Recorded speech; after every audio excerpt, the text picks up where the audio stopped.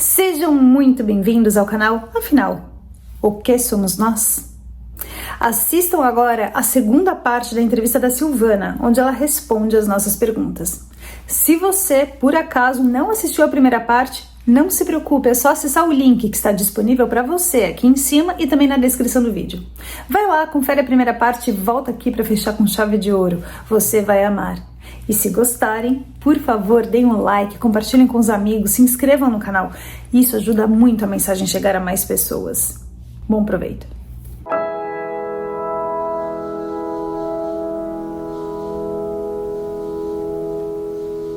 Em primeiro lugar, eu queria falar sobre esta EQM, que eu nem sei como classificar, mas ela mostra como a nossa percepção deve estar aberta a entender coisas que nós não tenhamos visto até agora.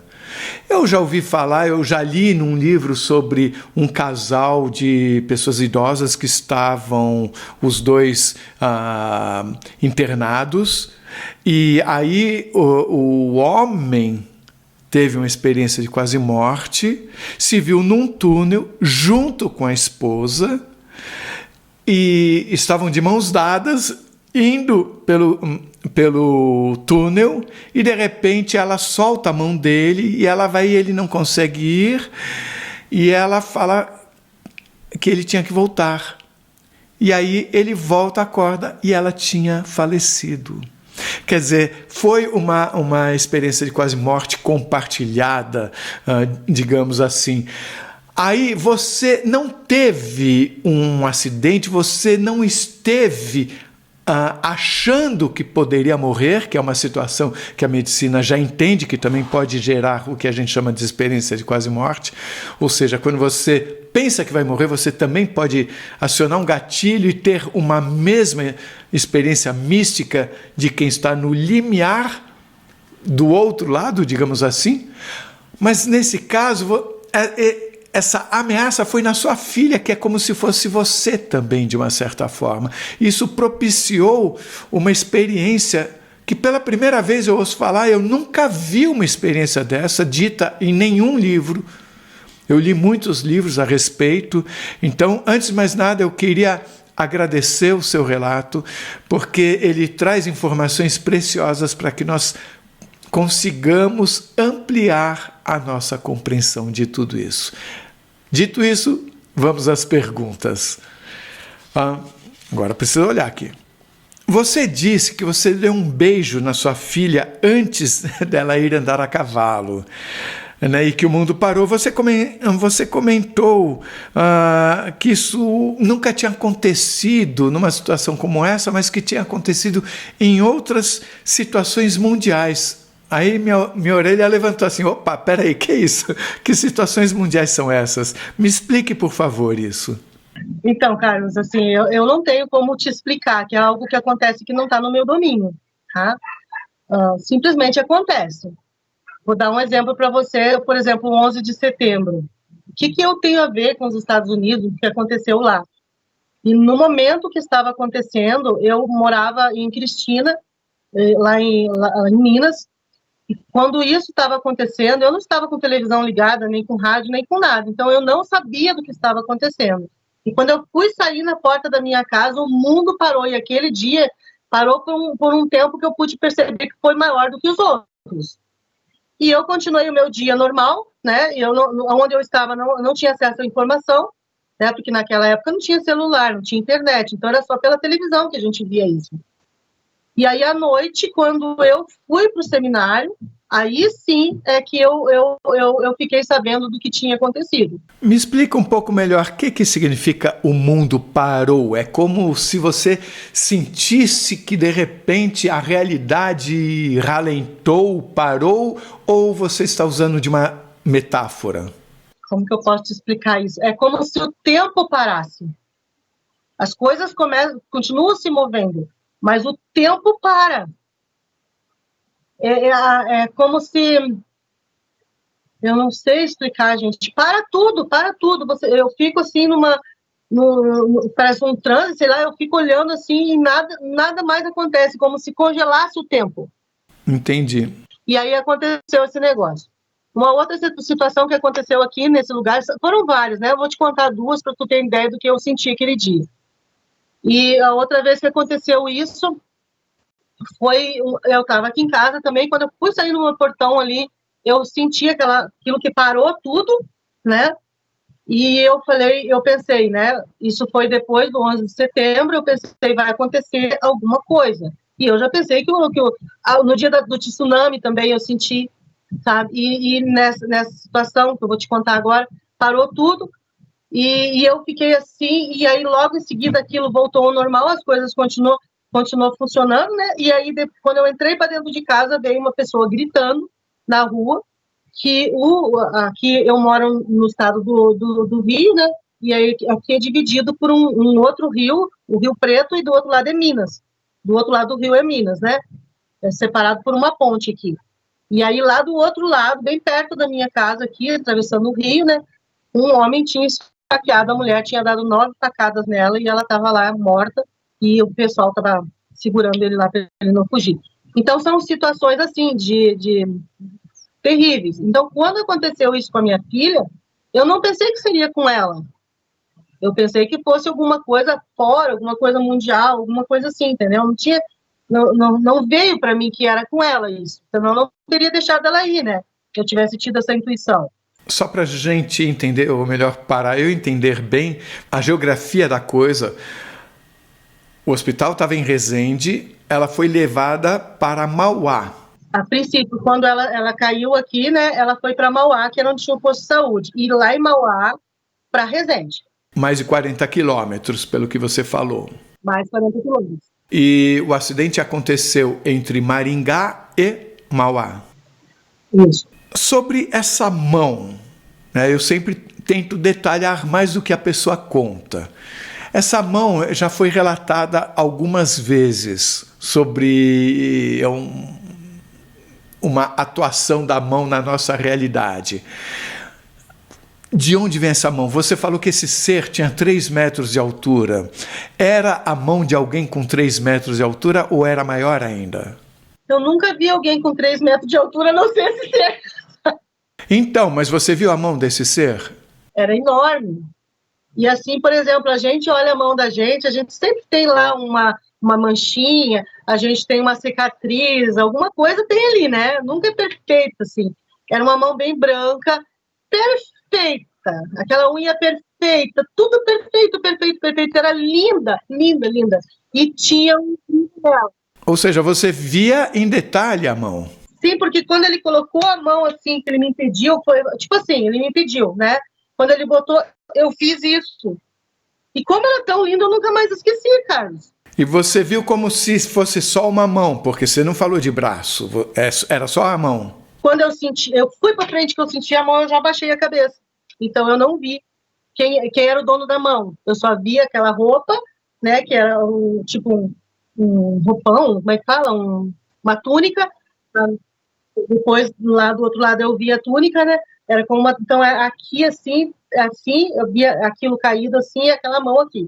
Mas em termos de sensação, você diria que essa mão era daquela pessoa? Você não teve uma sensação de ser da mesma pessoa? Isso não aconteceu?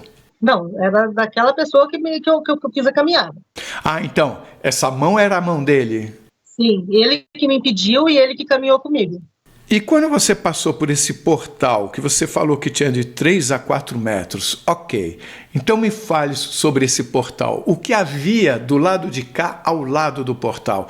Era como um final de túnel? Era uma coisa que abria para um outro lugar, mas fora do portal era a mata normal daqui, de perto de Mauá? Carlos, olha só. Quando a mão me tocou, que eu fiz isso... Eu já não estava mais ali na van, foi questão de segundos, eu estava de frente com esse negócio, como aqui, ó. De frente para o portal? No portal. Mas ainda do lado de cá do portal? Do lado de cá. E o que havia ao lado dele? Então, eu percebi que era muito grande, né, e que era como se tivesse, eu não sei explicar isso, era como se tivesse aberto ali uma outra dimensão. Você ainda não tinha atravessado esse portal? Não, mas foi muito rápido, eu estava indo. Como eu te falei, Carlos, quando você você está no corpo, você tem uma lentidão para assimilar as coisas. Quando você está fora do corpo, que era o caso ali, que eu não digo nem que foi uma experiência de quase morte para minha filha, mas para mim foi uma experiência fora do corpo, né? Quando você está fora do corpo, é blocos completos da informação. Não é como nós que temos que explicar tudo. Vem tudo junto. Quando eu parei ali, assim, que eu vi aquilo, eu entendi que eu ia passar para um outro lado.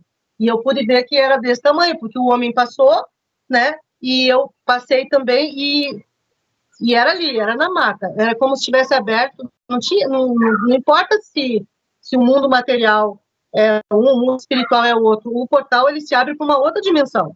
Na hora que você passou pelo portal, houve alguma sensação? Não. Que era muito fino aquilo. Eu senti que do mesmo jeito que eu estava aqui, que eu vim para cá, e que mudou totalmente o cenário. Mudou completamente a luz, tudo. E eu tinha todos os meus sentidos funcionando ali. Porque eu enxergava a luz, eu escutei a música, eu sentia o cheiro que era diferente. Todos os meus sentidos humanos funcionavam. Que cheiro você sentia? Eu sentia um cheiro de jardim, de flores, de ar puro. A coisa mais... Tudo harmonioso, Carlos. Inclusive o ar que se respirava, se é que eu estava respirando, né? Essa sensação. Você se sentiu em algum momento? Eu me senti como se estivesse viva. E você sentia ter um corpo? Sim. Não me passou nem um minuto pela cabeça que era um corpo espiritual e não era um corpo de carne. Porque eu sentia quando eu passava o trigo nas minhas pernas. E você olhou para suas pernas ou para sua mão? Eu olhava para mim. E assim, o trigo passava assim, e o trigo ele tem uma peculiaridade que é dele, né? Que ele tem tipo uns espinhozinhos bem pequenininhos, ele é áspero, sabe? Então aquela sensação da aspereza do trigo, eu sentia nas minhas pernas. Mas não era desconfortável. Mas eu sabia que eram trigos.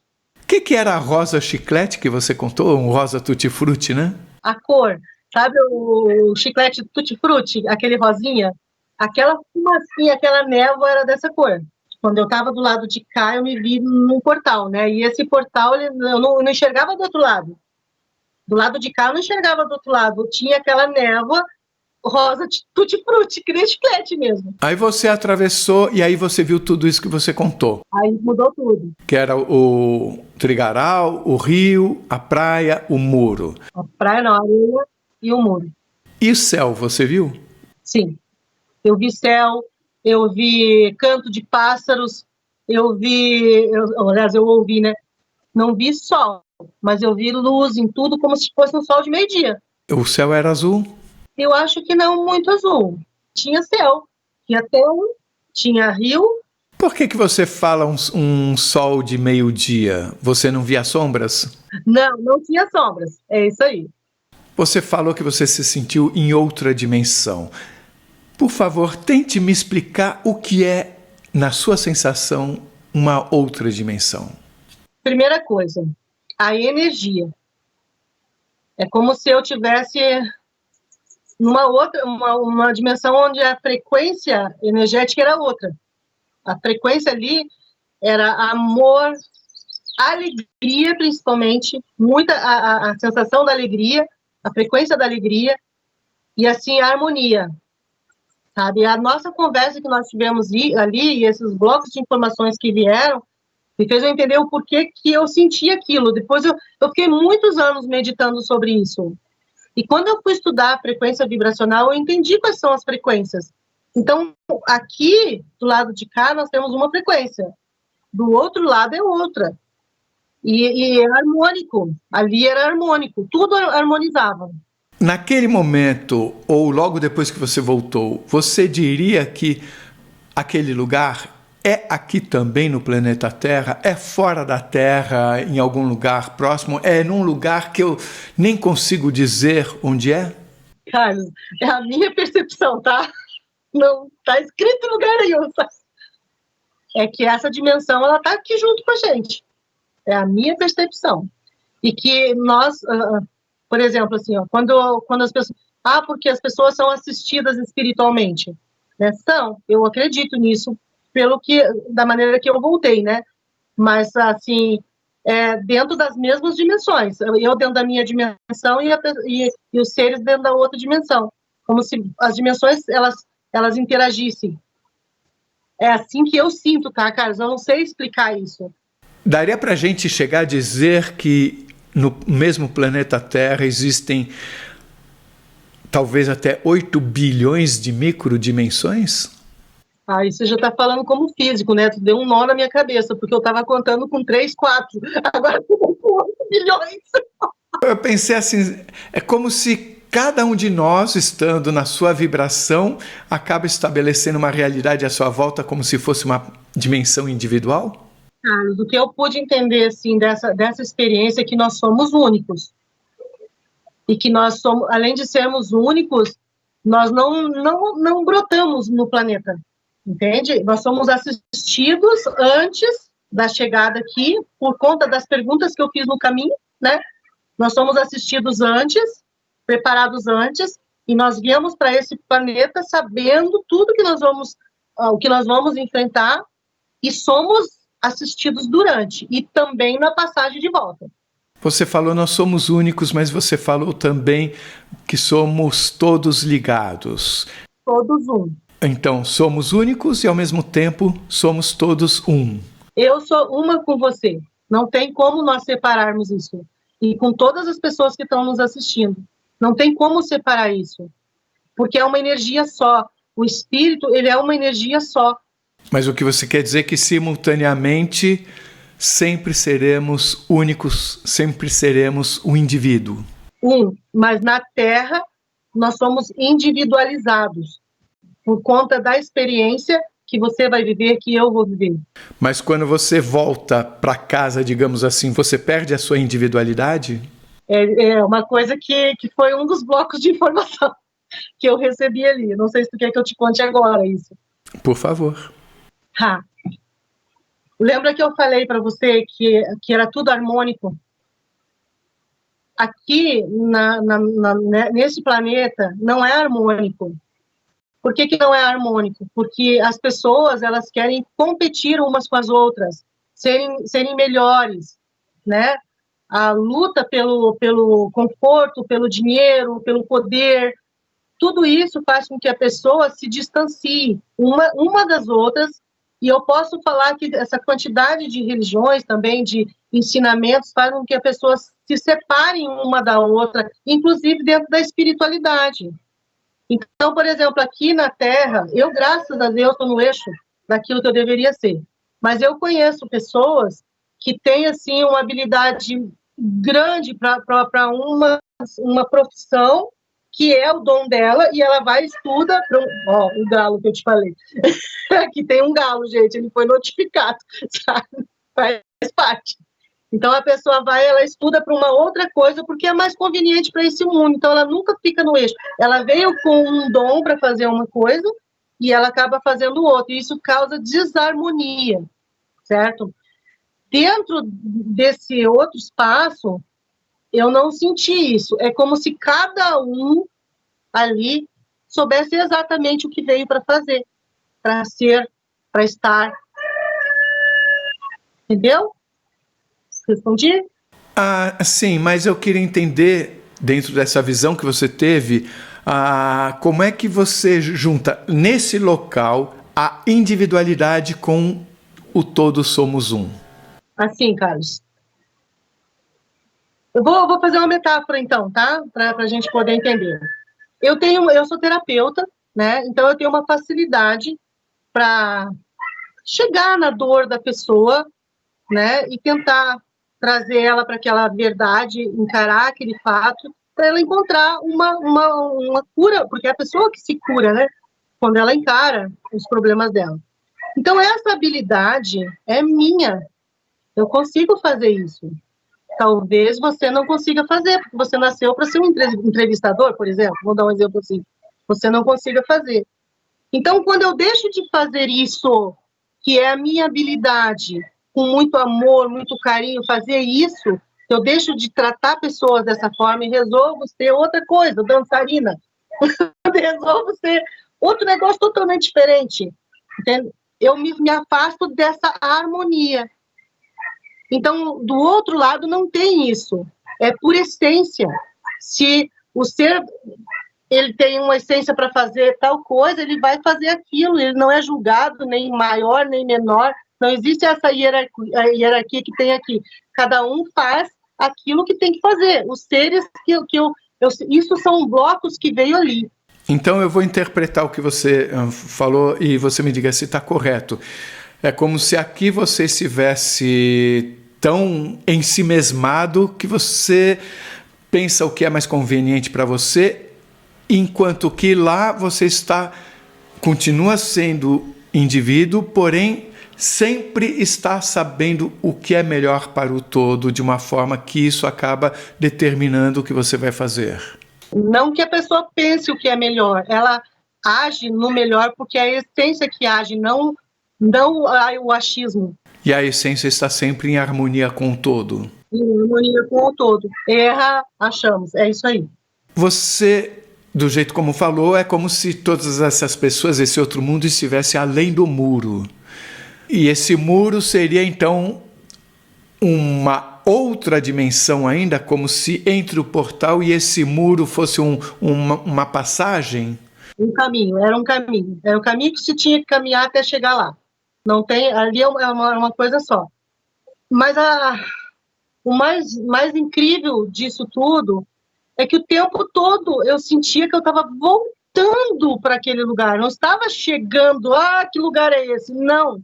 Eu conhecia aquele lugar, eu estava voltando para casa. Essa era a razão da minha alegria plena. E essa sua casa, como você falou, pode ser aqui também, porém numa outra dimensão. Não, ali na situação a minha casa era lá dentro, eu sou de lá. E esse de lá não é aqui numa outra dimensão, é outro lugar? Não, aqui é o meu momento Silvana Carne. O que eu senti na passagem ali foi que tá tudo junto, porque nós não subimos, nem descemos, nem fomos para outro lugar, foi ali. Então, qual é a percepção que eu posso ter? De que tudo está conectado, né? Agora, quando eu estava lá dentro, eu sabia que aquela vida... Eu sabia não, porque eu nem me lembrava mais que eu tinha vida lá, né? Mas hoje, fora o entendimento dos meus sentimentos, das minhas emoções ali, que ali era o meu lugar, eu vim dali. E esse veio dali, que é além do muro, digamos assim? Daquele lugar todo. O muro era só um lugar onde as pessoas que eu não estava vendo, só estava ouvindo a canção, estavam. Ou seja, você já se sentia nesse outro lugar, naquele caminho entre o portal e o muro? Eu estava em casa. Era o caminho. Quando você sai da garagem, sobe o elevador e vai para tua casa, você sabe que... Você estava no quintal. Eu estava no quintal. Ou na frente da casa. Ali já era meu lugar. Esse era o motivo da minha profunda alegria. Estar voltando. Você falou de uma pessoa sobre quem você perguntou e que foi informado que essa pessoa estava aqui agora. Sim, eu perguntei de vários, tá? Mas eu não lembro o nome deles porque eram nomes diferentes. E também dentro dos blocos de informação que vinha muito rápido, o meu nome era outro. Não era Silvana. Eu só lembro que começava com a letra J. E me diga uma coisa, essa pessoa que foi informada que estava aqui, imagino que você não tenha tido nenhuma notícia depois disso, ou teve? Eu não sei, porque essa parte das pessoas que eu perguntava foi ocultado da minha mente. O que não foi ocultado foi o conhecimento que eu peguei ali. Não é da minha alçada saber. Imagina que eu pudesse saber o endereço, o telefone, o WhatsApp, as redes sociais dessa pessoa. O que tu acha que eu iria fazer? Eu iria lá atrás da pessoa, né? Então essa informação não ficou em mim. Só ficou que essa pessoa que era tão querida para mim, que era muito importante, essa pessoa, pela maneira que eu perguntei sobre ela. Nessa outra dimensão existe também um conceito de família? Essa pessoa era muito querida para mim. Fazia parte do meu grupo de almas, pelo menos isso eu posso te dizer. Entendeu? Então, quando eu perguntei, a resposta veio que ela estava aqui, na Terra. E também não questionei, porque parecia que não era da minha alçada questionar nada, nesse sentido, como se eu já soubesse como funcionava. Da forma como você relatou, me dá a impressão de que antes de você vir para cá, houve uma espécie de reunião ou determinação de quais experiências você viveria, o que você viria a fazer aqui? Você sente isso forte? Eu sinto muito forte isso, mas não como uma obrigação, sabe? Eu vou falar assim como eu me sinto, não como está escrito em algum lugar, só como eu me sinto em relação a essa experiência, porque é isso que eu estou fazendo aqui, né? Relatando o que eu vivia, o que eu experienciei ali, tá?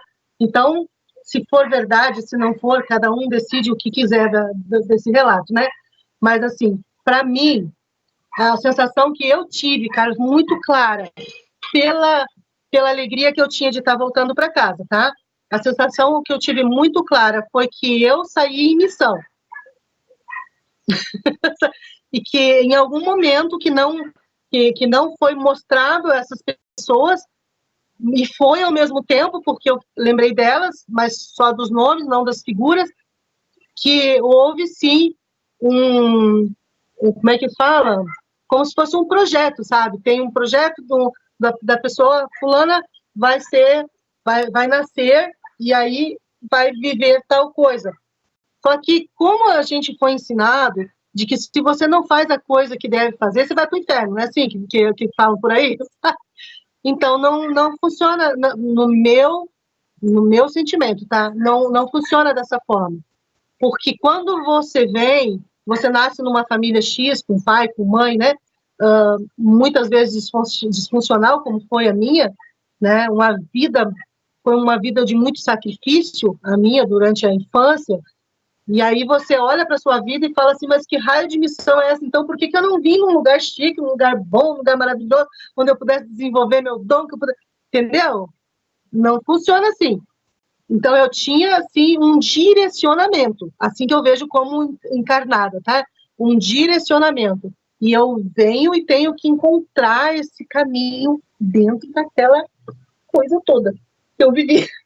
Mas você sente que você escolheu passar por algumas coisas? Foi combinado isso com alguém? Você sente isso? Ninguém me obrigou, eu vim porque eu quis. Estou falando isso porque você me deu a entender, ou eu entendi assim porque quis, e outras pessoas em outros relatos comentaram que elas sentem que houve como se uma determinação, ok, eu quero viver isso para aprender aquilo, ou vou fazer isso porque é importante fazer isso. Nada desse tipo aconteceu. Você não sente, pelo menos.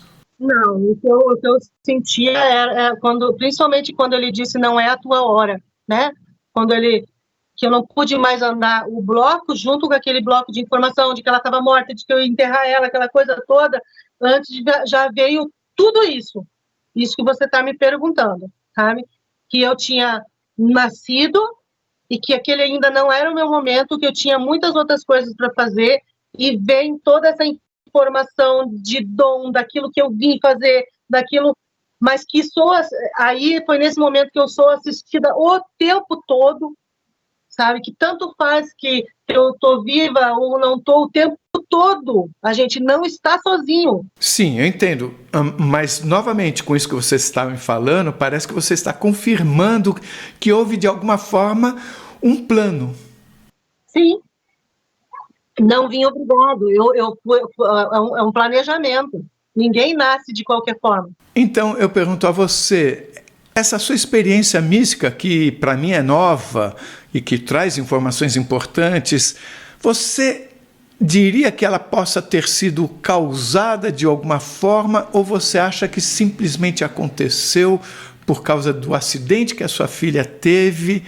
Ou seja, tudo poderia ter acontecido, você ter gritado pelo amor de mim, tudo, mas aqui no nosso plano, a sua filha voltar sem você vivenciar tudo isso. Ou então, sem você se lembrar ter vivenciado tudo isso.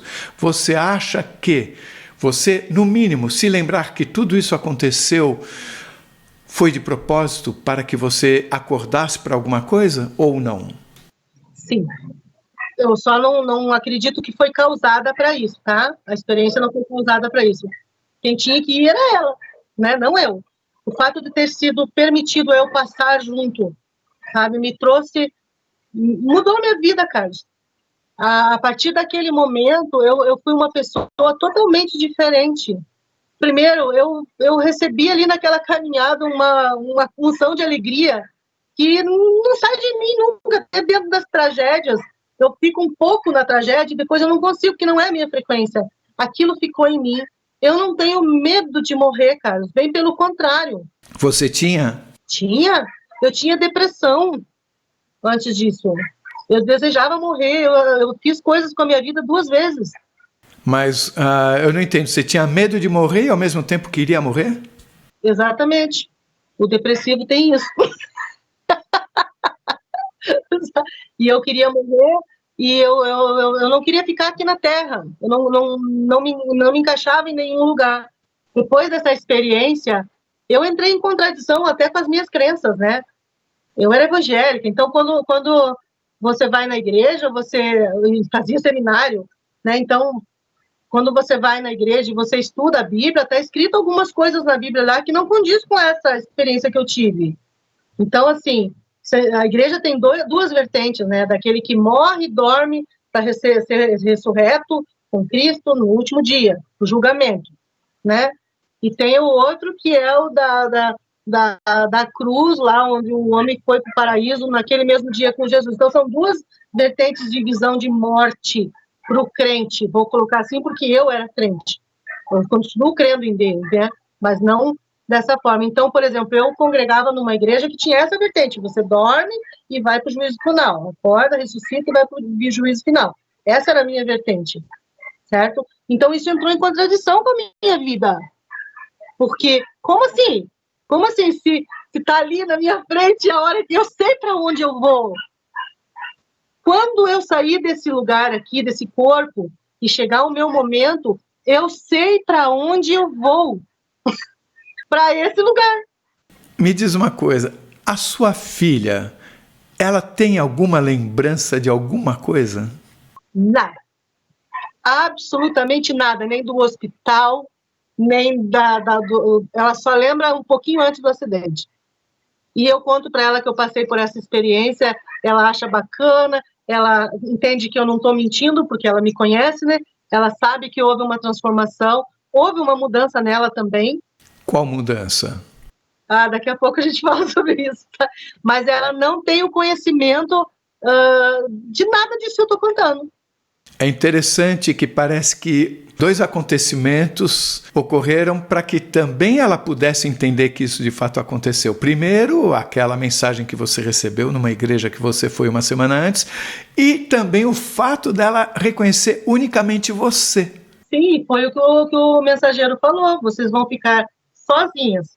Não foi que ele disse para mim que a gente ia ficar sozinha, que era para eu abraçar a minha filha como Cristo abraçou a igreja. O que ele queria dizer? Para eu proteger, para eu cuidar, né? Para eu estar com ela naquele momento.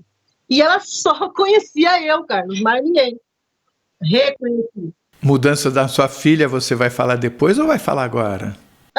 Aí já é uma coisa que está aqui na minha mente e que eu não tenho certeza, só quando eu voltar para casa eu vou perguntar para casa que eu estou dizendo aquela lá. Entendi. Tá bom. Quando eu voltar para casa eu vou perguntar se foi isso que aconteceu, se não foi. Mas o fato é que ela veio para casa, né? E passou pelo processo de recuperação toda. Mas uma coisa que eu não sei explicar, tá, Carlos? A pessoa que ela se tornou, a impressão que eu tenho é que não era minha filha. A impressão que eu tenho dela é que foi uma mudança, não é uma mudança assim, teve mudança na vida, mas no caráter, na personalidade, no jeito dela, na essência dela. Eu nunca mais vi aquela menina que saiu ali na porta e me deu um beijo. E eu convivo com a minha filha todos os dias e às vezes eu fico procurando aquela menina dentro dela. Eu não vi mais. Ela mudou completamente a maneira dela. Você comentou já isso com ela? Eu comentei, ela disse que eu sou maluca. Mas eu como mãe, né, eu dei a luz dela. Eu como mãe sei que tem uma diferença e eu não sei te explicar. Mas você sabe dizer, para nos ajudar aqui, quais as características de antes que você não enxerga hoje e quais que você não enxergava antes e que você enxerga hoje? Tá. Vamos mudar essa prática primeiro. Por exemplo, ela era uma gêniazinha da matemática. Matemática para ela era arroz com feijão. Então ela sabia tudo, ganhou até premiação sobre isso, né, sobre matemática. Ela volta sem saber fazer 2 mais 2. Até hoje ela precisa de uma calculadora. Aquela genialidade toda foi embora. Tá? Essa é uma coisa prática da história dela, né? A outra coisa do caráter dela, da personalidade dela. Por exemplo, assim, ela é filha de mineiros aqui do fundão da roça, né? E são pessoas, assim, duras, pessoas grosseiras, sabe? Então ela também era, tipo assim, ela caía na porrada na escola com as meninas, era só olhar atravessado para ela já puxava para os cabelos e já fazia um fuzuê, sabe? Era assim o caráter dela. E me respondia, me desobedecia, mentia, sabe? Essas coisas, era o jeito dela. Uma menina que fazia o que queria. E se não deixasse fazer, ela fazia escondido e mentia. Ela era assim, até esse momento. E aí, quando ela voltou uma moça branda, obediente, posso falar até submissa, sabe? E nunca mais me deu trabalho, sabe? Mas essa é uma questão, assim, que eu olho assim, foi bom, né? Essa parte foi boa. Mas às vezes eu até provocava ela para ver aquela menina reagir, sabe? Fazer alguma coisa. E ela dizia, tá bom, mãe. Nunca mais eu vi aquela garota. Aí eu não sei se ela foi curada a alma dela dessa história, ou se ela foi trocada, só voltou o corpo e veio outro espírito dentro dela. Eu não sei, Carlos. Essa é uma questão que eu vou perguntar quando eu chegar lá, sabe? E volta para casa. Em conversas anteriores, você me contou de outras experiências que não são EQM, mas que mostram também um contato com essa outra realidade. E eu queria saber se você poderia nos falar alguma coisa sobre essas outras experiências. Bom, eu vou contar uma situação que aconteceu comigo quando eu tinha 21 anos. Então, assim, espero que ninguém me julgue pelo que eu vou contar, porque eu era uma criança, né? E isso aconteceu comigo. Eu fui mãe solteira com 20 anos. Não, eu engravidei com 19, não, com 20 e ganhei ele com 21. E aí, quando aconteceu essa gravidez, a família dessa pessoa, inclusive o pai, eles não assumiram. Porque eu era do Rio Grande do Sul, né? Eu tinha chegado no estado do Rio naquele ano. E era um namoro, e aconteceu de eu ficar grávida. E eles me convenceram de que eu deveria tirar a criança, que eu deveria fazer um aborto. E eu, como não tinha opção, porque eu não tinha pai, meu pai já era falecido, não tinha mãe, minha mãe estava lá no Rio Grande do Sul. E naquela época, Carlos, mãe solteira, há 30 e tantos anos atrás, era algo grave, entendeu? Principalmente com um estado como o Rio Grande do Sul.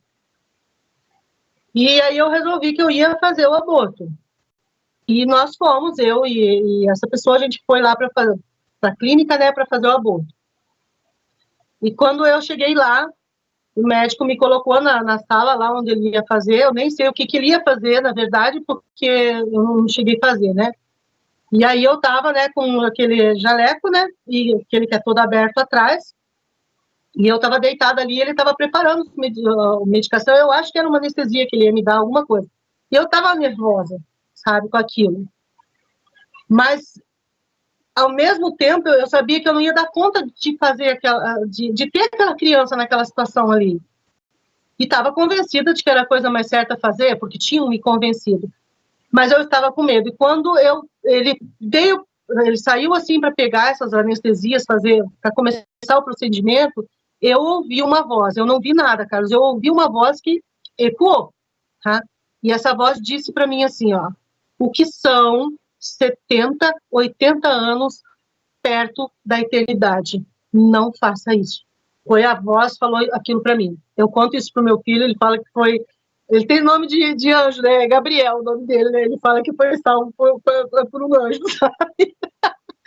E naquele momento que ele falou aquilo, eu não pensei duas vezes, porque eu entendi que era espiritual.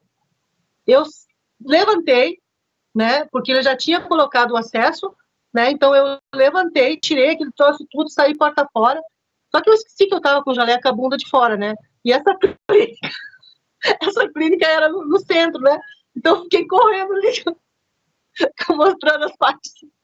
E aí depois lá na frente o cara me pegou, né? E aí eles não iam me obrigar. Mas ele não ouviu nada, o médico não ouviu nada, mas eu ouvi isso. E aí tá, naquele mesmo dia, né, eu liguei para minha mãe no Rio Grande do Sul, contei que eu nem contei, cara, naquela noite a minha mãe teve um sonho.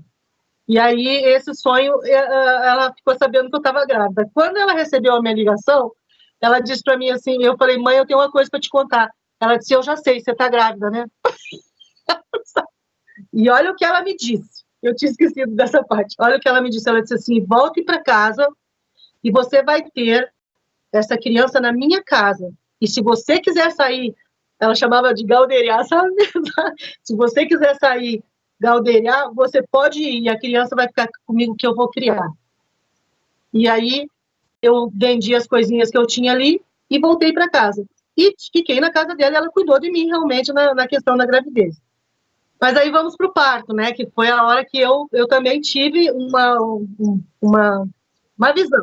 Uma pergunta antes de ir para o parto. Essa voz que você ouviu, de alguma forma se assemelha à voz que você sentia ouvir, mesmo que por downloads, mesmo que por telepatia na EQM? Não, eram duas coisas diferentes, tá? Aí, né, quando chegou no dia do parto, eu estava morando em Caxias do Sul, e lá tem um hospital universitário, na época tinha, porque agora nem é mais lá, né? Tinha um hospital universitário, então eles não faziam cesárea, só se fosse no último jeito mesmo, se tivesse que salvar a vida da mãe e do filho, faziam cesárea. Então era como o hospital funcionava. E aí eu entrei no hospital em trabalho de parto, só que eu não tinha dilatação. E como eles não faziam a cesárea, eles começaram a me dar aquelas injeções para que eu tivesse as contrações e dilatasse. E isso passou, eu fiquei 21 horas nesse trabalho de parto, sabe? E quando chegou assim no final disso, eu já estava exausta, eu já não aguentava mais, porque eu tinha as contrações, mas não tinha dilatação. E eles me davam cada vez mais que contração, né? Então eu gritava. No outro dia que eu ganhei neném do hospital, a maioria das enfermeiras foram todas me visitar, porque nas contas que eu fiz um escândalo. E eu gritava de dor e não dilatava. E toda hora aquele exame de toque que é horrível, né? Então eu fui assim, foi 21 horas disso, né? E quando chegou no final dessa história, o médico então tomou a decisão de fazer um parto fórceps, porque eu não podia mais nem que quisesse fazer uma cesárea, porque a minha pressão tinha caído muito, então não podia, era muito arriscado. E quando eles foram preparar os negócios todos para me abrir, né, que eles abrem os ossos da gente com aquele aparelho para puxar o neném. Quando ele foi fazer aquilo, antes dele começar o procedimento, eu saí também.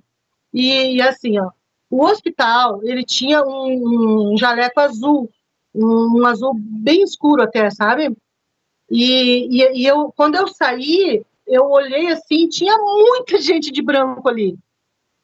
Tinha assim, tipo, bom, com certeza tinha 8 pessoas ali, porque cada turno era 8 médicos que estavam ali no plantão, né, que eram os residentes, eles estavam estudando para isso, né, e aí tinha aqueles 8, mais o anestesista, mais o médico, enfim, né, devia ter umas 10 pessoas, mas tinha muita gente, tinha umas 20 pessoas ali dentro. E eu fiz assim, eu olhei aquilo e falei, tô morrendo, eu pensei isso na hora, tô morrendo, né, mas não. Quando eu pensei isso, tô morrendo, eu já não vi mais, e eu vi já o médico vindo com o negócio, e aí a enfermeira olhou e disse assim, corre, que o neném tá vindo. Abriu automaticamente o negócio, e o neném nasceu, e eu tive um parto normal. Normal não é, né? Mas sabe? Na verdade, isso que você teve foi uma experiência de quase morte. Essa foi. Se encaixa totalmente. Mas foi questão de segundos, Carlos. Sim, mas... Uma hora de sofrimento, e naquele segundo que eu passei, o negócio funcionou. Eu só vi e pensei, tô morrendo, e eu já senti de volta, sabe? Eu não tive, foi só uma visão.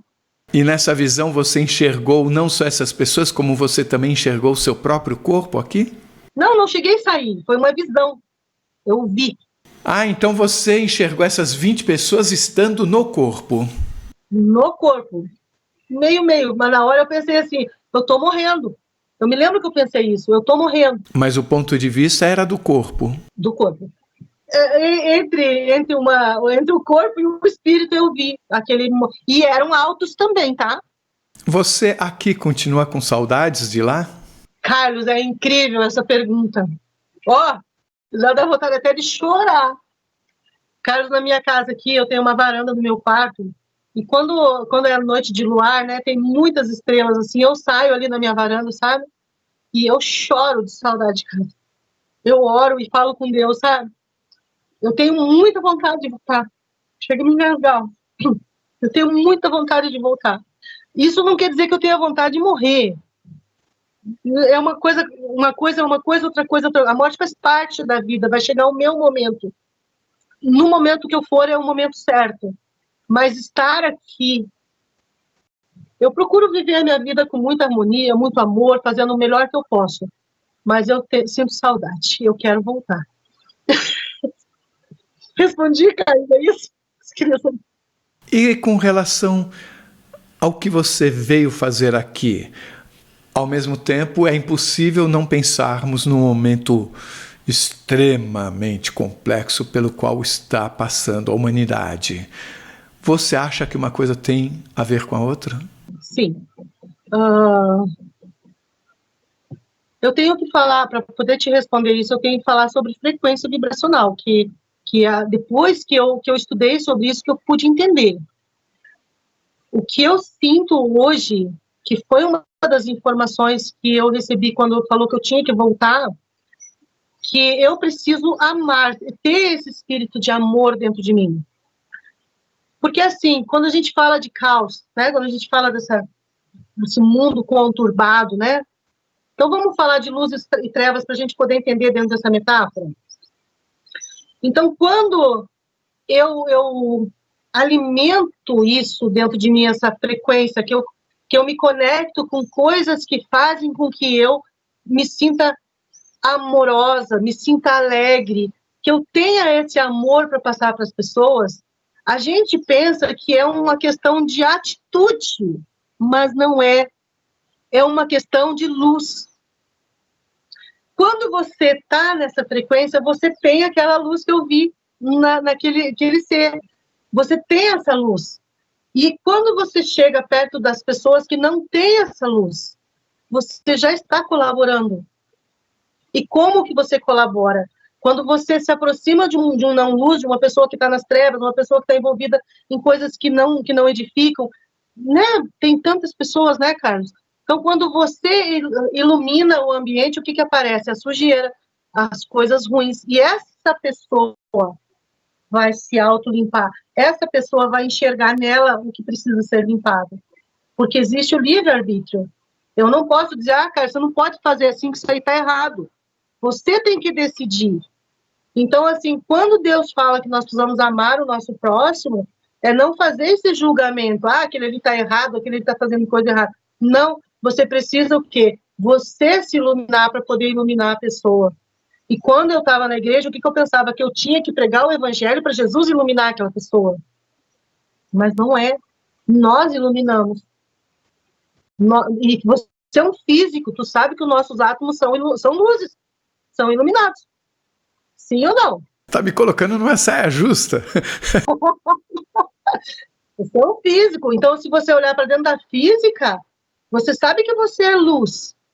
E se você olhar dentro da espiritualidade, nós somos luz.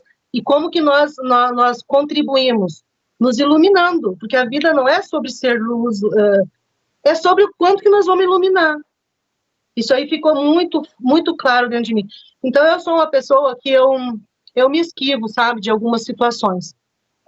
Principalmente situações que eu não posso resolver. Eu não me meto em confusão, eu estou sempre fora daquilo que não tem uma energia boa, a não ser que eu tenha que enfrentar uma situação, né, que não tenha jeito. Mas eu sempre tô fora, eu não participo de coisas que não agregam. Isso, seja no que eu assisto na televisão, seja no que eu leio, eu filtro tudo, porque isso interfere na minha energia. Então, a minha missão não é ser terapeuta. A minha missão é que essa luz possa iluminar o meu cliente e ele enxergar dentro dele o que precisa ser mudado. Respondi você, Carlos? Respondeu, mas eu convido você, então, a deixar a sua mensagem final com toda essa sua experiência mística, principalmente, e sabendo desse momento extremamente complexo que estamos vivendo no planeta. Bom, a primeira coisa que eu gostaria que ficasse desse relato, né, é que nós não estamos sozinhos. Não existe essa solidão espiritual que as pessoas pensam que tem. Você foi programado para estar exatamente no lugar onde você está. E se você, no meio de qualquer situação que você esteja vivendo, você conseguir acessar dentro do seu coração essa como é que fala, Carlos? Unicidade, como é que fala? Dá a palavra para mim. Unidade. Essa unidade com Deus e com a harmonia de tudo. Se você conseguir entender que você faz parte de uma única coisa e que o amor de Deus, a luz de Deus também está dentro de você, você pode se iluminar. E iluminando, você vai iluminar as pessoas em volta de você e tudo começa a ter uma nova perspectiva. Então, quando nós olhamos para a nossa vida e a gente pensa que a gente não tem o porquê estar aqui, não é verdade. Cada um de nós tem o porquê de estar no lugar onde está. E não estamos sozinhos, estamos sendo assistidos. E a outra coisa que eu queria que deixar assim, que você pudesse pensar, não tenha medo de morrer. Eu tenho medo, Carlos, da dor, se eu morrer com dor. Dá dor, porque eu não gosto de dor. Mas não tenha medo de passar para o outro lado. Não tenha medo de pensar assim, porque eu vou para o inferno porque eu não fiz tal coisa. Mentira! Não existe isso. Porque Deus, Ele está nos assistindo o tempo todo. Existe uma comitiva junto com a gente. E como que vai acontecer isso se eu fizer uma coisa que eu tinha que fazer uma coisa, não fiz, aí eu vou para o inferno? Não existe isso. A gente não faz isso com os nossos filhos. Nossos filhos, a gente manda eles fazer alguma coisa, eles fazem tudo errado, você joga ele para fora? Não joga. Você ama seu filho. Então, como que nós vamos achar que o nosso amor é maior que o amor de Deus? Deus não te joga para fora. Deus te auxilia. Então, se você tem algo para fazer, para encontrar isso que eu estou falando, peça para Deus iluminar a sua mente, para que Ele possa te mostrar o que fazer para resolver as situações que estão ao teu redor. Então, não tenha medo da morte, você não está sozinha. E você tem um lugar para voltar. E se você gostou, por favor, se inscreva no nosso canal. Dê likes, faça comentários, compartilhe com seus amigos, toque o sininho, porque assim você sempre fica sabendo quando chega vídeo novo saído do forno. E se você tem alguma dúvida ou passou por uma EQM e gostaria de compartilhar a sua história com o mundo, por favor, nos escreva. O nosso e-mail é afinal.oquesomosnós@gmail.com. Essa é uma nova fronteira do conhecimento humano. Vamos juntos atravessá-la?